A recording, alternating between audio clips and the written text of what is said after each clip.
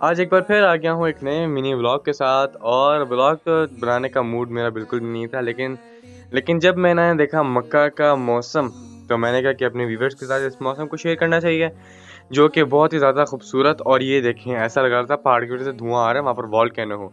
तो एक काले बादलों में एक सफ़ेद बादल इसी तरह वहाँ से निकल रहा था। और मौसम तो आज बहुत ही ज़्यादा ज़बरदस्त हुआ था। और यहाँ पर अचानक से शुरू हो गई बारिश, और बारिश का पहले फ्लो हल्का था, फिर इतनी तेज़ बारिश हो गई कि घर जा आके करने के बाद जब मैंने अपनी तोप उतारी, तो मेरी तोप पूरी ऐसे गीली हुई थी जैसे मैंने मशीन से निकाल के सूखने का वेट नहीं किया, बस चढ़ा ली। इतनी ज़्यादा गीली हुई थी तोप मेरी। और मज़ा बहुत आया था, ये आप लोग देख सकते हैं।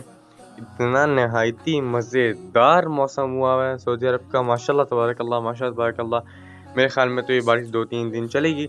चलेगी तो आई थिंक सुकून आएगा ज़िंदगी में भी, और मज़ा आएगा हर चीज़ में, क्योंकि थोड़ी ठंडक आएगी, थोड़ा मज़ा आएगा, थोड़ा मौसम तब्दील होगा।